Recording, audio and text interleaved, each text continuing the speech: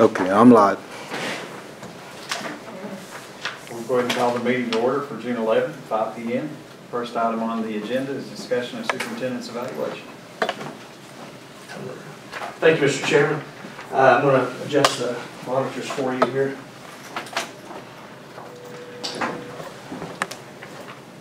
Hi, Pat. We just started the meeting, so thank you for coming. You see Pat Hurt, if you recall, she did her before. She is my executive coach. Thank you, board. Tonight I submit my annual, I think that you would probably recognize it more so as a year in review, but it's a capstone. And capstone comes from the onboarding of new superintendents, and really is going to be part of, or it is part of, the next generation superintendent evaluation system, and which will be online fully in 2016. But this evening, I'm going to present to you a year in review for Martin County Schools, and it's entitled Capstone School Year 2013-14, a Summit Experience. And the reason why I looked at Summit Experience, it's not just an ending. Capstone usually means an ending, but we're not at an end and nowhere near it. We got a long way to go. But I remember someone told me long ago that you got to pick a peak. You know, mountain climbers, they pick a peak, and then they hit that peak, and then they train, and they train, and they train, and they go to the next higher level, and the next higher level, and the next higher level. So that's really how I'm looking at our work together. We've picked a peak. I believe that we have come to its summit, and we are ready now to go on stronger and with more zeal and dedication onto the next peak. Next. You can see here the board superintendent training together and board superintendent relations down at Kentucky School Board Association Annual Conference. And I believe that we have a strong team together, and we're doing what is best for the kids of Martin County. Next. Capstone format and the purpose of it really is, as I shared, it's organized under 7 generation, or rather under 7 headings of next generation superintendent effectiveness standards. And it's on track for all superintendents by 2016. What we'll cover is a brief overview of efforts undertaken by me personally, by my direction, or under my direction. And then we'll look at some next steps in each of those 7 categories, and then provide some evidence to assist in the completion of my annual evaluation, which you will be completing tonight. Next, please. The first standard, strategic leadership.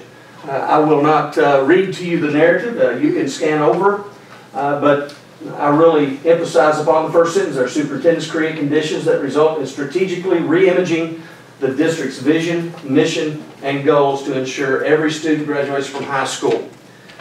Next. Some of the things that I have been involved in and leading in the district for the last year under strategic leadership.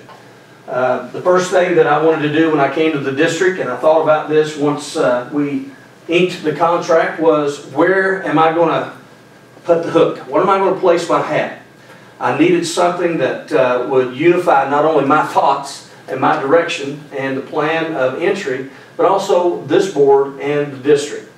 And so what I did was establish a single call to arms for the community of Martin County, and that is bringing value to a Martin County education.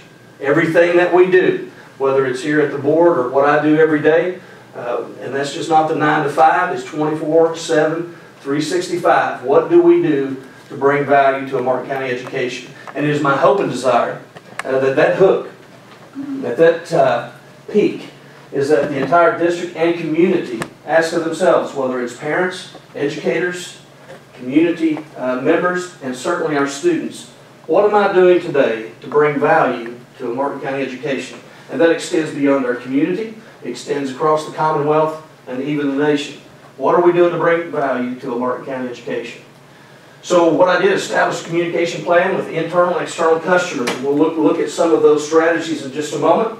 But that was to be engaged with the community, to be engaged with the region and the district area, so that I can become familiar with things such as the Chamber of Commerce or commerce in the industry and the economy, civic groups, faith-based organizations, clubs, ministerial associations, faith-based organizations, and other political organizations, whether it's a municipality or whether it's a judicial or executive branch of our community, of our region, and our state.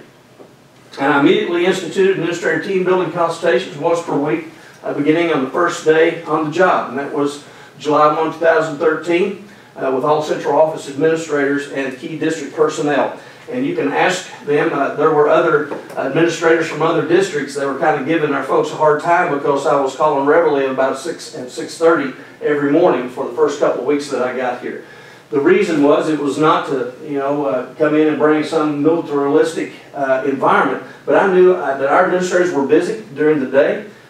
Most of them were doing things in their buildings, so their schedule.